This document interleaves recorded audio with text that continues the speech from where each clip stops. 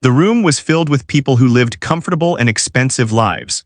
Their clothes were made from the best fabrics, their jewelry sparkled under the lights, and their smiles carried the confidence of people who never worried about money.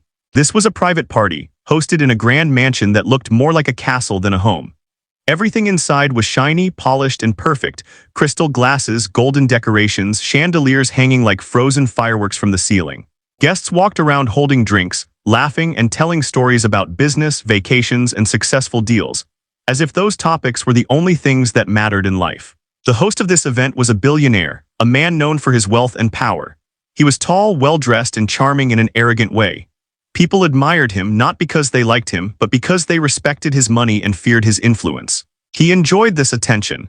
He enjoyed being the center of every conversation, the person everyone looked at before they laughed. The world had been kind to him, and he believed it always would be. Music played softly in the background, coming from a polished black grand piano. A musician had been hired to entertain the guests, playing classical songs that made the evening feel elegant and important. But the billionaire wasn't really listening. He didn't care about music unless it gave him an opportunity to show off or impress someone. He treated everything in life like a competition, even things that should have been enjoyed quietly. At one moment, as the music stopped for a short break, the billionaire raised his glass and called out loudly, "This piano is wasted here. None of you can play it better than my musician." His friends laughed politely, as they always did. They were used to his loud personality. They were used to laughing even when jokes weren't funny. He continued, speaking even louder now because he loved attention. "In fact," he said, smiling mischievously, "if anyone here can play a piece better than him, I'll make a promise." People leaned in, curious. They loved drama, especially when it came from someone rich. The billionaire pointed toward the piano and declared, "Play the piano and I'll get married." The room exploded with laughter. Some people clapped, others whistled. A few women joked that they should start practicing immediately. It was a ridiculous offer, the kind of joke only a rich man could make. To him, marriage was not emotional, serious, or meaningful. It was entertainment. Something to talk about, something to show off, something to gamble with. He never expected anyone to take his words seriously. People continued laughing, repeating his sentence to each other like a funny quote. "Play the piano and I'll get married." It sounded silly, unrealistic, like a challenge from a drunken game. No one believed anyone would have the courage to step up. Most of the guests couldn't even play piano, and those who could were too polite to interrupt the hired musician. Deep down, the billionaire didn't think anyone was brave or foolish enough to accept his challenge. He enjoyed saying outrageous things because he controlled the room. His words made him powerful, entertaining, admired. People listened because they had to, not because they wanted to. As he looked around proudly, waiting for more laughter, he noticed that everyone's faces suddenly turned toward the entrance of the room. Someone was walking forward. Not loudly, not dramatically, but quietly. The billionaire frowned, confused. Who would interrupt his joke? It was a woman he didn't recognize well. She wasn't dressed like the others. While the guests wore shining dresses and expensive suits, she wore something simple, clean, modest, but nothing that screamed wealth. She didn't look confident or loud or desperate for attention. She walked with soft steps, her hands held close to her body, as if she didn't want anyone to see her. People watched her, some with surprise, some with amusement. They whispered to each other, wondering who she was and why she was walking toward the piano. She didn't look like the type of person who belonged in rooms like this. Her presence was unexpected, almost out of place. The billionaire raised an eyebrow. "Are you going somewhere?" he asked, half laughing. The woman looked at him calmly, and with a voice that surprised everyone, she said, "I will play." For a moment, no one reacted. The room was silent. Then, as if on cue, the laughter returned, louder, crueler, sharper. People whispered, "She must be crazy. She thinks she can impress him. Does she even know how to play?" But the woman didn't react to any of it. She didn't blush, didn't defend herself, didn't apologize. She simply walked toward the piano, ignoring the noise around her. She moved like someone who had made up her mind long before the joke was spoken. The billionaire stared at her, amused but confused. He didn't know who she was or why she would bother. To him, she looked ordinary, unimpressive, invisible. He didn't believe she could do anything memorable. He assumed she would embarrass herself, and that would be entertaining. He laughed again, louder this time, because he didn't expect anything serious to happen. The people around him laughed too, repeating the joke, enjoying the moment. But while everyone laughed, the woman didn't smile. She wasn't doing this for the joke. She wasn't doing it for the billionaire. She wasn't doing it to win anything. She was doing it for reasons nobody in that room understood, because sometimes the most surprising moments in life don't begin with confidence. They begin with courage. The room was still filled with laughter when she reached the piano, but the sound felt distant to her, like noise behind a closed door. She did not move quickly or confidently. She walked slowly, almost cautiously, as if every step reminded her she didn't belong here. Yet she kept walking. Not because she wanted attention, but because something inside her refused to sit still. Most of the guests had never seen her before. She was not part of their business circles, not one of their glamorous friends, not a person with wealth or status. She had been invited by a colleague of the billionaire, someone who thought she might enjoy an elegant evening out. But she didn't look like she was enjoying anything. She looked like someone who carried too much inside her to laugh easily. She was Jewish, and though it wasn't obvious from her clothes or her manner, there was a quiet pride in the way she held herself, rooted in a history of resilience that was invisible to people who had never struggled. Her hair was simple, her dress plain, her face calm. She didn't sparkle or shine like the others, but she wasn't trying to. She had never been taught to decorate herself for the approval of strangers. People weren't used to seeing someone so ordinary interrupt their world of luxury. That made her interesting. As she stopped in front of the piano, she placed a hand gently on the polished wood, almost like greeting someone familiar after a long time. For a moment, her fingers shook, not from fear of performance but from memories of times when music wasn't entertainment but survival. The billionaire leaned back in his chair, amused. His smile held no respect, only curiosity. He hadn't expected anyone to accept his challenge, especially not someone like her. In his world, rich people played games and poor people watched. It surprised him and entertained him that she had stepped outside her place. "What's your name?" he asked, jokingly dramatic like a host on a show. She looked at him briefly as if deciding whether to answer. Then she said softly, "You do not need my name to listen." The guests gasped, some raised their eyebrows, a few covered their smiles with their glasses. They weren't used to quiet voices delivering strong sentences. They weren't used to someone refusing to play by their rules. "Confident, isn't she?" someone whispered. "No," someone else replied, "she's rude." But she wasn't rude, she was honest. And honesty often feels rude to people who live behind expensive masks. The billionaire laughed again, though not as loudly as before. The woman's tone had shifted the air a little. "So," he said, "you think you can play better than my musician?" She didn't answer right away. She wasn't thinking about winning or losing. She wasn't thinking about impressing anyone. She simply said, "I will play what I know. You can decide what it is worth." Her words were simple, but they had weight. Not the weight of arrogance, but the weight of someone who had lived too much life to waste time pretending. One of the guests leaned toward the billionaire and whispered, "Is she serious?" He shrugged, "Let her try, this should be entertaining."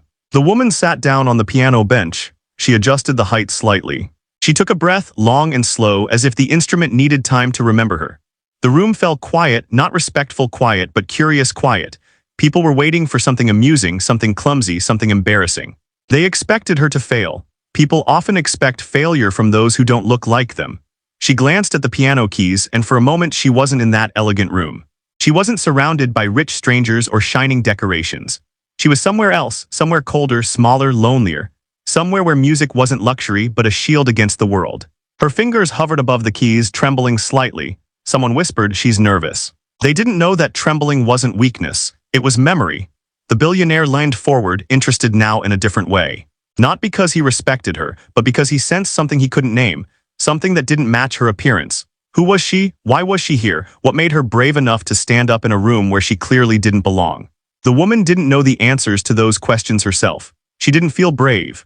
She felt tired of pretending to be small, tired of watching arrogant people treat life like a game, tired of hiding a part of herself that deserved sunlight. She had not come to challenge the billionaire. She had come to challenge something inside herself. She placed her fingers gently on the keys, not confidently, not dramatically, but carefully, as if touching something fragile. For a second, the room held its breath. Then she pressed the first key. It was a single note, soft, delicate, almost shy, but something in that note made a few people stop smiling. Something in that note sounded unfamiliar in a room so used to loudness. She hadn't even begun to play, and already the room felt different. Not because she was showing off, but because she was. She didn't come to perform a trick. She didn't come to win a bet. She didn't come to make people applaud. She came because music wasn't a skill to her, it was a story. And in a room full of wealthy strangers who thought they owned the world, she was about to show them something they had never truly understood. Not noise, not talent, but truth. The first note she played was so gentle that some guests leaned closer, thinking they might miss the beginning. It wasn't loud or showy. It was small, almost fragile, like the sound of someone speaking after years of silence. Her hands didn't move fast, but they moved with intention, as if each key meant something. People had expected a messy performance, something awkward and clumsy. They expected a few wrong notes, an embarrassing pause, maybe even a nervous laugh. But what they heard instead was a softness that demanded attention. It wasn't perfect, but it was honest. Honest in a way expensive music rarely was. The billionaire stopped smiling. He didn't know much about classical music, but he knew when someone was faking emotion for applause. He knew when someone was pretending, performing, or trying too hard. She wasn't doing any of that. She played as if she had lived every sound, as if the piano wasn't an instrument but a memory. Some guests exchanged confused looks. They didn't understand music like this. They were used to confident performances, not quiet stories. They were used to entertainment, not vulnerability. They were used to musicians who played for approval, not for survival. The woman didn't move her head dramatically, didn't make grand gestures, didn't look up to see if people were watching. Her eyes stayed down, focused on the keys. She played slowly at first, letting each chord breathe, letting each pause stretch just long enough to feel like a question. And then gradually something changed. Her music deepened. The notes grew fuller, richer, heavier. It was like a river gaining strength as it moved, carrying emotions that had been locked away for too long. The slow melody became more intense but not angry. It sounded like someone remembering something painful but refusing to break. People began to feel something strange, something uncomfortable, something unfamiliar. Emotion.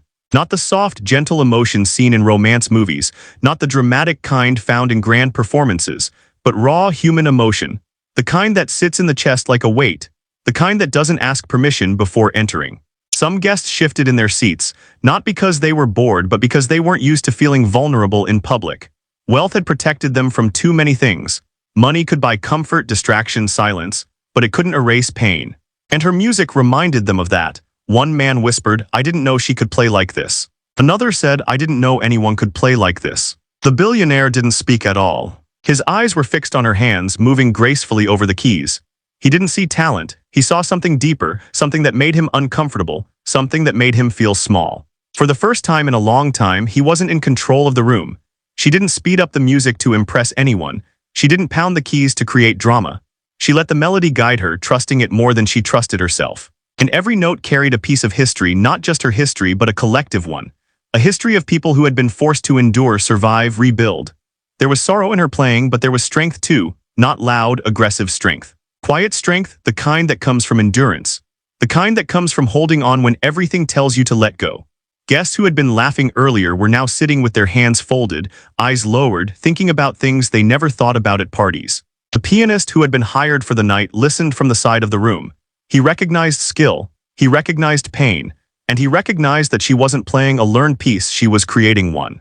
The woman's face remained calm, but if someone looked closely, they might have seen something in her eyes, something tired, something heavy, something unspoken. Her music rose again, this time bright, hopeful, powerful. It sounded like someone climbing a mountain after falling countless times. It sounded like resilience, like faith, like a refusal to be erased. And then, without warning, the melody dropped softly, slowing, fading, returning to that fragile beginning. Like a story closing itself. The final note hung in the air, trembling slightly as if it didn't want to disappear. She held her hands above the keys for a moment, letting silence settle on the room like dust. Nobody clapped right away. Not because they didn't want to, but because their hearts needed a few seconds to return to themselves. The billionaire exhaled without realizing he had been holding his breath. His eyes were wide, not with amusement, but with disbelief. He wasn't embarrassed for her. He was embarrassed for himself because he had believed talent came from privilege. The applause, when it finally came, was not loud or enthusiastic. It was soft, respectful, uncertain. People weren't sure what to do with the feelings her music had given them. They had expected entertainment. Instead, they were given truth. The woman lifted her hands slowly from the keys, her body loosening, as if she had been holding something heavy for too long. She didn't bow, she didn't smile, she didn't look around for approval. She stood up quietly, like someone who had finished a task that had nothing to do with the audience. The billionaire watched her in silence, curiosity replaced by something he hadn't felt in years, humility. For the first time in that luxury-filled room, someone had more power than he did. And it wasn't because of money. It was because she had something money could never buy. A soul that refused to stay silent.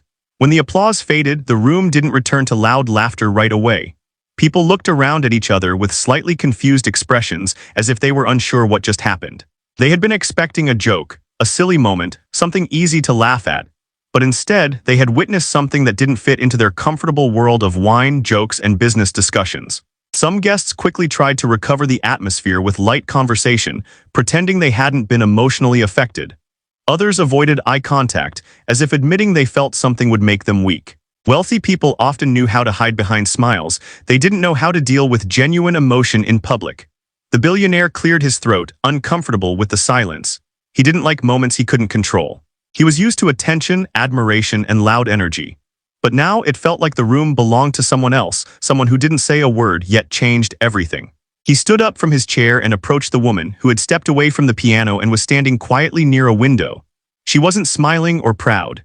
She looked tired, almost fragile, as if the performance had emptied her rather than lifted her up. The billionaire tried to speak casually because he didn't know how to speak sincerely. "That was unexpected," he said. She nodded slightly but didn't answer. He continued, "Where did you learn to play like that? Did you study music?" "What?" The woman shook her head. "I did not learn in a school. I learned because I needed to." Her voice wasn't dramatic, but there was weight in every word. It made the billionaire pause. "What do you mean needed to?" he asked. She looked at him with tired eyes, eyes that held more history than he could understand. "Music kept me alive," she said simply. The billionaire didn't know how to respond. He was a man who solved problems with money, who believed every difficulty could be bought, fixed, or replaced. He had never needed music to survive. He used music for entertainment, not protection. He hesitated, then asked, "Was it hardship?" The woman gave a small, tired smile, not happy, not friendly, but the kind of smile someone makes when they know the listener will never truly understand. "Everyone carries something," she said. "Mine was heavy." Before he could say more, someone called his name. A group of guests approached, eager to lighten the mood. One laughed loudly and said, "Well, she certainly took your challenge seriously." The billionaire forced a smile, embarrassed. He had forgotten about his own joke. The promise, the condition, the performance, "Play the piano and I'll get married." It had been a silly remark meant for laughter, but now it hung in the air like something stupid, childish, and disrespectful. A few guests playfully asked, "So are you getting married now?" Someone else laughed, "She won, you promised." The billionaire looked at the woman, waiting to see if she would react. But she didn't laugh, didn't tease, didn't look amused. She simply said, "Your promise is not important to me." Her voice was soft, but it hit him harder than any insult could. His promise hadn't been romantic or meaningful. It had been a joke about commitment, a joke about women, a joke about love. And for the first time, he realized how foolish it sounded. The woman glanced toward the piano and added, "I did not play for you. I played because I promised someone else I would keep the music alive." What? The room quieted again, curious. "Who?" someone asked. She didn't answer immediately. She looked down at her hands as if remembering something painful. Then she said, "Someone I loved very much, someone who is gone." Nobody laughed now. Nobody teased. For the wealthy guests, loss was something hidden behind doctors, therapists, vacations, and distractions. They didn't know how to speak openly about grief. They didn't know how to hold pain without hiding it. The woman continued, "Music was the only thing that helped me survive that loss. It was not a hobby, it was my way of breathing." Some people lowered their eyes, feeling oddly small. Her honesty wasn't dramatic, it wasn't poetic, it was raw. And most people in that room had never heard raw truth spoken without shame. The billionaire felt a strange discomfort in his chest, a feeling he hadn't experienced in years.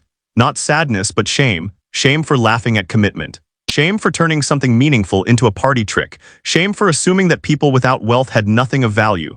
He opened his mouth, trying to say something sincere, but sincerity didn't come easily to him. I didn't know." "I'm sorry," he managed awkwardly. The woman nodded. "You couldn't know, you did not ask." Her words were not cruel, they were simply true. The guests around them shifted, uncomfortable. The billionaire's world was being stretched in ways he didn't like. Real emotion had entered a room designed for superficial joy, and it didn't fit easily. One woman whispered, "She makes me feel guilty." What? Another whispered back, "That's because she has something we don't." After a moment, the billionaire asked quietly, "Do you still hurt?" The woman didn't answer with words. She looked at the piano, then back at him. The answer was obvious. She hurt every day, but she carried it with dignity, not by hiding it, but by transforming it into music. The billionaire didn't have the courage to ask any more questions. He didn't have the language to understand her world. He only knew one thing: he had laughed at something sacred, and now he wasn't laughing anymore. The room slowly returned to its usual rhythm, but something had changed. The music had left a quiet echo inside every person present, even if they pretended not to notice. People forced small conversations, clinking glasses together, trying to push away the strange heaviness they felt. Rich people were experts at pretending nothing touched them. They were taught that emotions were private, tears were weakness, and vulnerability was a luxury they couldn't afford publicly. But the woman at the piano had cracked that illusion for a moment, and the billionaire felt it more strongly than anyone. He walked back to his seat, acting normal, smiling, shaking hands, laughing at shallow jokes. But his mind wasn't there. His thoughts followed the woman like a shadow. He had lived a long life buying everything he wanted, controlling everything he touched, and joking about everything he didn't understand. Yet one simple performance had made him feel small and unprepared, like a student who suddenly discovered that the world was bigger than what he owned. He kept replaying her words. Music kept me alive. Alive from what? Alive for whom? Alive because of what struggle? He realized he wanted to know. Later in the evening, when most people were drunk and loud again, the billionaire found her sitting at a table in the corner, drinking water. She didn't socialize, didn't try to charm anyone, didn't seem interested in the expensive world around her. She looked like someone who had come from another world entirely, one without chandeliers, diamonds, or champagne. One without chandeliers, diamonds, or champagne. He sat down across from her, trying to look casual. Can we talk? She looked up, surprised but not annoyed. Yes. He hesitated. He didn't know where to begin. He had years of business experience, but not a single skill for conversations that involved honesty. Why did you come here tonight? He asked. She looked around the room before answering. Because someone invited me, they thought I needed fun. The billionaire half smiled. Did you? No, she said simply. I needed silence. What? Her answer made him uncomfortable. Silence was something people avoided, not something they needed. Silence meant facing yourself, and most people were terrified of that. He pointed toward the piano. You didn't look silent there. What? She shook her head. Music is silence turned into something people can hear. He stared at her, surprised by the wisdom of the sentence. She didn't speak like the rich, who used complicated words to sound intelligent. She spoke like someone who had learned everything through experience, not books. What happened? He asked softly. Why did you say music kept you alive? She looked away from him. Her eyes didn't fill with tears, but something in them darkened. I lost someone, she said. Someone who knew me before I learned to hide, someone who taught me that music is more than sound, it is memory. What? The billionaire waited, but she didn't continue. She wasn't dramatic. She didn't tell a long story. She didn't perform pain. She simply offered the truth in the smallest possible dose, trusting him to feel the weight of it. How did they teach you? He asked. She traced her finger along the rim of her glass. By playing every day, they believed music could hold history, not just entertainment. The billionaire thought about his own life. His history was written in money, business deals, headlines, luxury, nothing emotional, nothing spiritual, nothing that would be remembered without numbers attached. He suddenly wondered what would happen if his wealth disappeared. Would anything meaningful remain? She continued, as if reading his thoughts. People think wealth protects them from pain, but it only hides it, it doesn't heal it.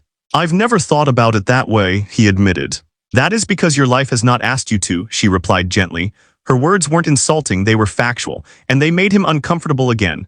A waiter passed by and offered more drinks. She refused. The billionaire waved him away.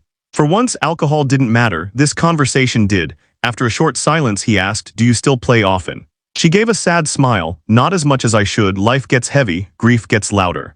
Some days I cannot find the strength. But today you did, he said quietly. Yes, she said, because I promised him I would. The billionaire blinked. Him, the person you lost. She nodded. Was he someone you loved? What? She paused as if weighing the word. Then she answered. He was someone who taught me how to love. The billionaire looked down. He had relationships, of course, short ones, transactional ones, exciting but empty ones. He had never been taught how to love. He had never allowed himself to learn. So when he died, you kept playing because he would have wanted that. No, she said, shaking her head slowly. I kept playing because I didn't know how to live without him. The billionaire exhaled deeply. He was a man who understood money, power, fame, but this grief, devotion, memory was a language he didn't speak. He didn't know what to say next, so he said the first honest thing that came to him. Your music made this room feel human again. She looked at him with soft eyes. The room was always human, people just forgot. What? Her answer felt like a mirror held up to his life. He realized that somewhere along the way he had forgotten too. They sat in silence, not awkward but comfortable. For the first time that night, they were not billionaire and stranger, not wealth and poverty, not arrogance and humility. Just two people sitting with truths they could not escape. She didn't ask for sympathy. She didn't demand attention. She didn't want anything from him. Her music had already given everything she had. And as he listened to her words, the billionaire finally understood something painful and simple. He had made a joke about marriage, not knowing that love was not a punchline. The night moved on, but the billionaire remained changed in a quiet, uncomfortable way. He kept thinking about her words, even as guests around him laughed loudly, toasted expensive champagne, and returned to their usual careless conversations. The party sounded the same, but it no longer felt the same to him. He looked around and wondered how many people in the room were hiding something beneath their perfect outfits and polished smiles. How many of them were exhausted by pretending? How many of them carried pain that money couldn't fix? How many of them used laughter to cover loneliness? For the first time in a long time, he felt disconnected from the glittering world he had built for himself. But the woman didn't stay in that lonely corner forever. She stood up eventually and walked toward the piano again, not to play, but simply to stand there, running her fingers over the smooth wood like greeting an old friend. She didn't look proud of her performance. She didn't look interested in the crowd's reactions. She looked thoughtful, like someone remembering a moment that lived in another life. The billionaire walked over and stood beside her. They didn't speak at first. He didn't know how to talk to someone who didn't care about wealth, status, or compliments. She didn't know how to talk to someone who had never learned to sit with silence. Finally, he asked, "Do you ever wish you could forget the pain?" She answered without looking at him. "Sometimes, but forgetting means losing the good memories too. Pain and love live in the same house." He frowned. "That sounds exhausting." "Well, it is," she said softly, "but it is honest." Honesty, a strange, heavy word in a room full of people pretending. Just then, a group of guests approached, clearly curious about the mysterious woman who had stolen everyone's attention earlier. They surrounded her with bright smiles and polite voices, asking harmless questions about her performance and her background. But quickly, their curiosity turned sharp. "Are you a professional musician?" "No." "So you work somewhere else?" "What?" "Yes." "What do you do?" "I work at a community center." A few eyebrows lifted. A community center? That did not match the image of someone who just gave the emotional performance of the night. One man laughed lightly. "You must have had help. No one plays like that without training." She shook her head. "I didn't have a teacher. I listened. I learned."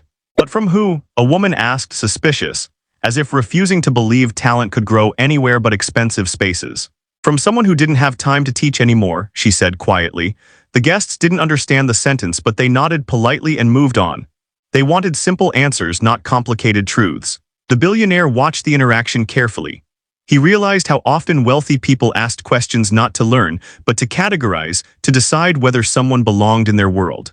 And if someone didn't fit neatly in a category, they dismissed them. He wondered how many brilliant people he had ignored in his life because they weren't dressed in success. As the guests drifted away, the billionaire finally asked something he had been afraid to voice. "Do you ever feel invisible here?" She smiled, but not happily. "People don't see others, they see what they expect." "What? And what do they expect from you?" he asked. "Nothing," she said, "and that makes them comfortable." There was no anger in her voice, just acceptance. But that acceptance felt heavy, like someone who had grown used to being ignored. The billionaire suddenly felt embarrassed, not because of her words, but because of himself. How many times had he walked through life assuming only certain people mattered? How many times had he laughed at others for being smaller, poorer, quieter? He opened his mouth, searching for an apology, but she interrupted gently. "You don't need to apologize for other people." She paused. "Only for yourself." The sentence hit him like a quiet blow. She wasn't insulting him. She was offering truth with no protective sugar. He sat down on the piano bench, staring at the keys. "Would you play again?" he asked. "No," she said. "I don't play for entertainment." "But earlier I didn't play for you. I played because I needed to." She walked away from the piano, leaving him sitting there alone in more ways than one. The hired musician had been listening from a distance. He approached slowly, sensing the billionaire's confusion.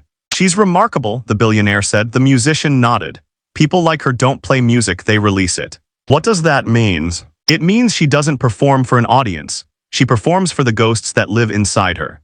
What? The billionaire felt a chill. He didn't know what ghosts lived inside him. He had never allowed anything deep enough to leave one.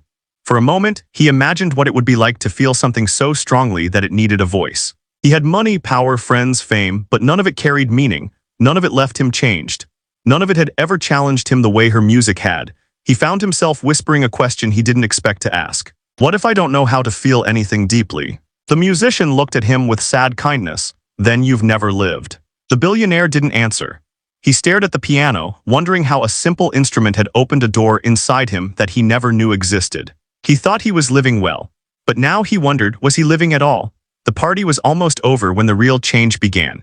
People were leaving with tired smiles, pretending they had enjoyed every moment, even though many of them were still thinking about the woman's performance. Rich parties always ended with hugs, kisses on the cheek, and promises to meet again. But everyone knew those promises were empty.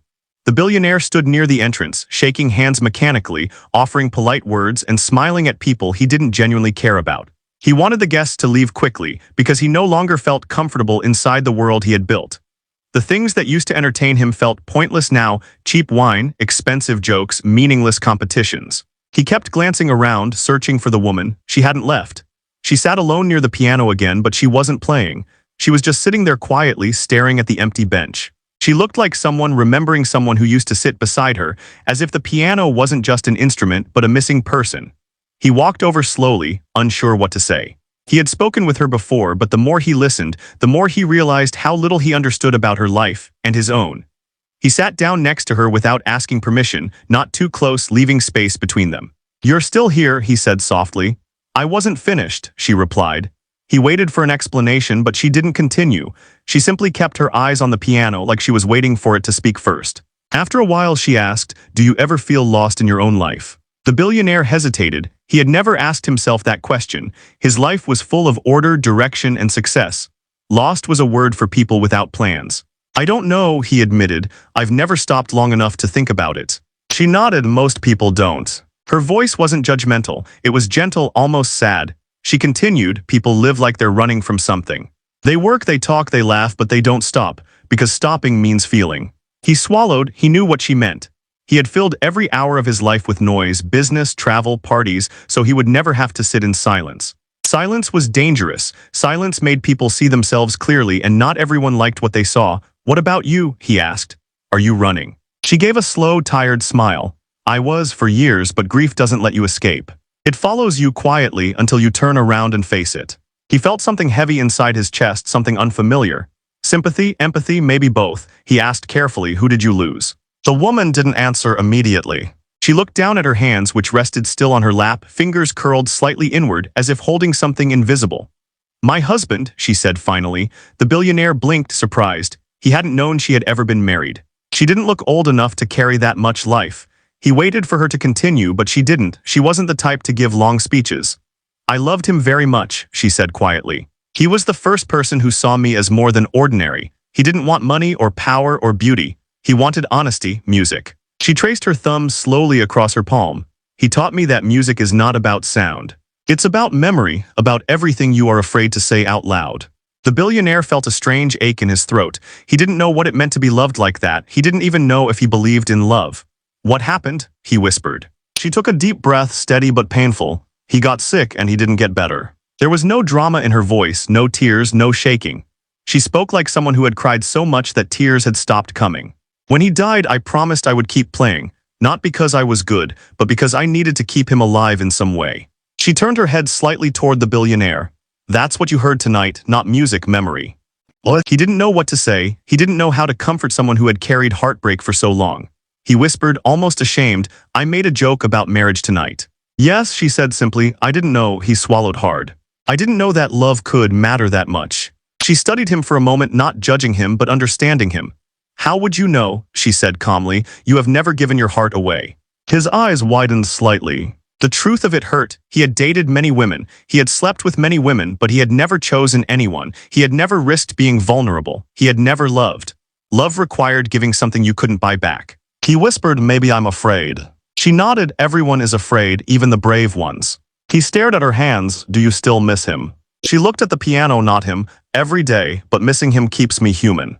What? The billionaire thought about that. For years, he had tried to avoid anything that might hurt him. But he suddenly wondered if a person could live too safely, so safely that nothing meaningful ever touched them. The woman stood up, preparing to leave. "I should go," she said softly. He stood too desperate for something, though he didn't know what. "Will I ever see you again?" he asked. She paused. "Maybe, maybe not." What? He felt panic rise inside him, like a child losing something precious. "But I want to understand," he said. "I want to learn." She looked at him gently, with sad kindness. "You can't learn love from watching someone else. You have to live it yourself." And before he could respond, she walked away, slowly, quietly, without drama, leaving him alone next to the piano, surrounded by silence he could no longer escape. The mansion grew quiet after the guests left. The music had stopped, the lights were dimmed, and the smell of perfume and champagne slowly faded into emptiness. The billionaire stood alone in the large room, looking at the piano as if it were something new, something he had never truly seen before. He didn't feel powerful, he didn't feel successful, he simply felt human, and it frightened him. For years, he had lived a life built on control, wealth, and certainty.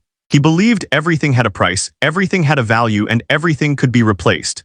But tonight, a woman with no wealth, no status, and no interest in his approval had shown him something priceless and something irreplaceable: emotion. Real, raw emotion, and now he didn't know what to do with it. He drove home that night without music, without calls, without distraction. His house, though large and perfect, felt cold and empty. The silence wasn't peaceful. It was heavy. He walked through his expensive rooms, filled with things he bought because they were rare or fashionable, and realized how meaningless everything felt without someone to share it with. He sat on the edge of his bed thinking about the woman's words, "You have never given your heart away. Missing someone keeps you human. Pain and love live in the same house." He repeated them to himself as if trying to understand a language he had never learned. Days passed, but the memory of that night did not fade. He thought about her often, not in a romantic, dramatic way, but as someone trying to understand a truth they had never been taught. He didn't chase her or send gifts because she wasn't interested in being bought. He didn't invite her to fancy dinners because he knew she would refuse. Instead, he went back to the community center where she worked. The building was simple, nothing like his mansion. Children laughed in the hallways, art projects hung on walls, and old chairs squeaked under tired bodies. It smelled of crayons, cleaning spray, and one too many cups of instant coffee. But there was something warm about it, something alive. He had never felt that in his house. He asked a staff member about her. They told him she was in the music room with the children. He walked there quietly, not wanting to interrupt. And then he stopped at the doorway. She was sitting at an old piano, nothing like the elegant one in his home, but this one seemed to belong to her. She was showing a young child how to press the keys gently, patiently guiding tiny fingers, smiling softly when the child made mistakes. Her voice was kind, encouraging. She didn't rush them, she didn't scold. She celebrated small progress like it mattered, and it did matter because this was not performance. This was healing. He watched silently, realizing that this woman who had carried so much sorrow still found the strength to give joy to others. She had every reason to close herself off, to become bitter, to stop caring. But she didn't. She chose softness, even though life had been cruel to her. When she finally noticed him standing there, she didn't smile widely or act surprised. She simply nodded, acknowledging him as if she expected he would show up one day. "You came," she said. "I wanted to see how you teach," he replied. She shrugged slightly. "I don't teach music, I teach courage." The child ran off, laughing, leaving the two of them alone. The billionaire walked into the room and sat on a small chair that looked ridiculous under his expensive suit. He looked around at the worn walls, broken toys, mismatched papers. "You could work anywhere," he said. "Why here?" She touched the piano gently. "Because children still believe music can change something." "And adults don't?" he asked. "Adults are afraid to believe," she said. He thought about that, feeling the truth of it settle heavily inside him. After a moment he asked, "Do you ever wish you had a different life?" She looked at him calmly. "I wish I had more time with the person I loved, but I don't wish for a different life. Pain shaped me, music saved me. And children remind me that hope doesn't die." He nodded slowly. He had never thought of hope as something fragile. To him, success was survival. But maybe success was just noise without meaning. He struggled to say what he truly felt, but he managed. "You changed me." She didn't act proud or emotional. She didn't respond with poetic words. She simply said, "Good, change means you are alive." He hesitated before asking, "Is there anything you want from me? Anything I can do?" She shook her head. "You cannot repair my past. You cannot fill what is gone, but you can do something." "What?" he asked quietly. "Use your wealth to help someone who doesn't have a voice, not as charity, as responsibility." The billionaire breathed in deeply. He wasn't used to being asked for things that couldn't be measured in money, but he nodded. "I will," he said. Not because she asked, but because he finally understood why he should. She didn't thank him, she didn't praise him. She simply looked relieved, like someone who had just set down a heavy burden. They didn't become lovers. They didn't end up together. Their story wasn't romantic, but it was meaningful. He didn't chase her love, she didn't need his money. They walked their separate paths, changed by the encounter but not dependent on each other. He went on to fund music programs, art programs, and community spaces, not for recognition, but because he finally understood what wealth was for. And she continued playing, teaching, living, and remembering. She didn't fix him and he didn't save her. They simply met at the right moment and reminded each other that life was more than survival. It was connection, messy, painful, beautiful connection, and sometimes that is enough. Messy, painful, beautiful connection, and sometimes that is enough.